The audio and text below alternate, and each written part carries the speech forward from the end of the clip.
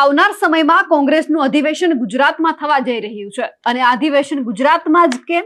શું છે રાહુલ ગાંધીનો ટાર્ગેટ? ભાજપની બે ટીમ બનેલા નેતાઓ કોણ છે? આ અધિવેશનમાં કયા કયા મુદ્દા ઉપર ચર્ચા થવાની છે? આ અધિવેશન પછી શું થવાની સંભાવના છે અને કોણ કોણ આવવાનું છે તેમની ચર્ચા કરીશું આજના વિડીયોમાં. નમસ્કાર, નિર્ભય ન્યૂઝ સાથે હું છું રિદ્ધિ. 64 વર્ષ બાદ ગુજરાતમાં કોંગ્રેસનું અધિવેશન થવાનું છે. 2027ની ચૂંટણીને લઈને હવે કોંગ્રેસ અલગથી પ્લાનિંગ કરી રહ્યું છે, જેમાં આગામી 8 અને 9 તારીખના રોજ કોંગ્રેસના મોટા નેતાઓ ગુજરાતમાં ધામા નાખવાના છે. જેમાં કોંગ્રેસ રાષ્ટ્રીય અધ્યક્ષ મલ્લિકાર્જુન ખડગે, સોનિયા ગાંધી, રાહુલ ગાંધી, પ્રિયંકા ગાંધી સહિત રાજ્યના મુખ્યમંત્રીઓ અને પૂર્વ મુખ્યમંત્રીઓ તેમજ કોંગ્રેસના સાંસદો, ધારાસભ્યો અને આજે બધા જ છે તે અધિવેશનમાં હાજર રહેવાના છે. અનેક રાજકીય ઠરાવો પણ અહીંયા કરવામાં આવવાના છે, જેનો કોંગ્રેસ આગામી સમયમાં કાર્યક્રમ પણ જાહેર કરી શકે એમ છે.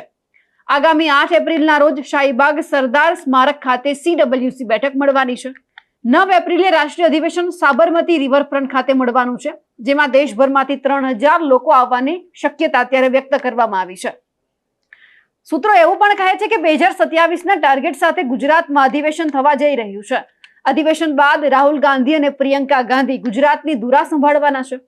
ગુજરાત કોંગ્રેસના નેતાઓની નબળી કામગીરીના પગલે કોંગ્રેસને મોટું અત્યાર સુધીમાં નુકસાન થયું છે, તેમની ભરપાઈ થઈ શકે તે માટે ક્યાંક અધિવેશન ગોઠવવામાં આવ્યું હોય તેવી પણ અત્યારે ક્યાંક વાત ચાલી રહી છે. 30 વર્ષથી સત્તાથી દૂર રહેલી કોંગ્રેસ ગુજરાતમાં સત્તા મેળવે તેવા ટાર્ગેટ સાથે આ અધિવેશન અને બેઠકો અહીં કરવામાં આવી રહી છે. રાહુલ ગાંધી ગુજરાત કોંગ્રેસની વર્તમાન કાર્ય પદ્ધતિથી નારાજ છે.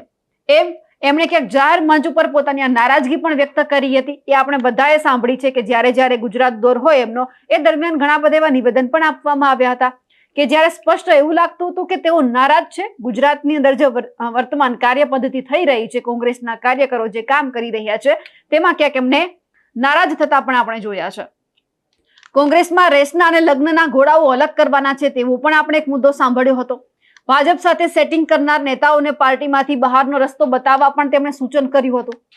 કોંગ્રેસના આ મળનાર અધિવેશન બાદ ગુજરાત કોંગ્રેસમાં મોટા ફેરફાર થવાના પણ એંધાણ છે, કારણ કે ગુજરાતમાં કોંગ્રેસના માળખામાં નવા જૂની ચોક્કસ થવાની છે. કારણ કે આ જે અધિવેશન જે લગભગ 64 વર્ષ બાદ જો ગુજરાતમાં મળતું હોય તો કંઈક એમના મુદ્દા ક્લિયર હોય છે, એટલા માટે તે મળવાનું હોય છે. અને ગુજરાતમાં આ વખતે કઈ રીતે ભાજપને હરાવી તેમને લઈને પણ ક્યાંક એમણે પોતાની રણનીતિ બનાવી હોય એટલા માટે અધિવેશન મળતું હોય.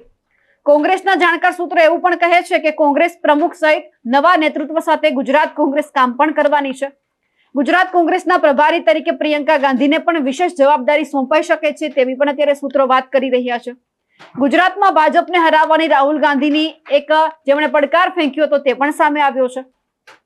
લોકસભા ચૂંટણી 2024 બાદ રાહુલ ગાંધી જુલાઈ 2024માં ગુજરાત મુલાકાતે આવ્યા હતા. એ સમયે કોંગ્રેસના કાર્યકર્તાઓને રાહુલ ગાંધીએ કહ્યું હતું કે આપણે જે રીતે ભાજપને અયોધ્યામાં હરાવ્યું છે એ જ રીતે ગુજરાતમાં પણ હરાવીશું.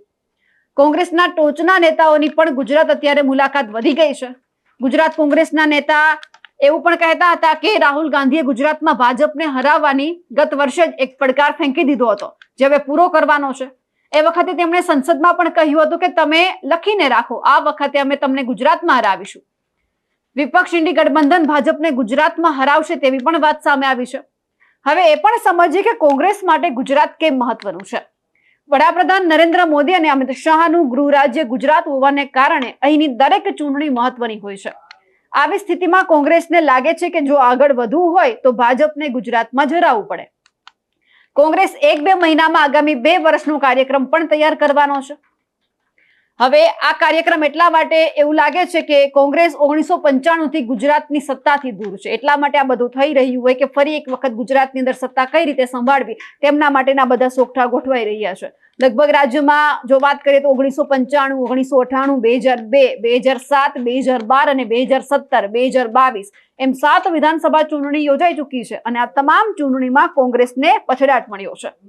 એટલું જ નહીં, 2014 અને 2019ની લોકસભા ચૂંટણીમાં તો કોંગ્રેસની તમામ જે 26 લોકસભા બેઠક હતી એમાં પરાજય થયો હતો. જો કે 2024ની લોકસભા ચૂંટણીમાં સમ ખાવા પૂરતી એક તો એમને સીટ મળી જ છે. એક બેઠક ઉપર કોંગ્રેસનો જે ઝંડો છે તે લહેરાયો છે.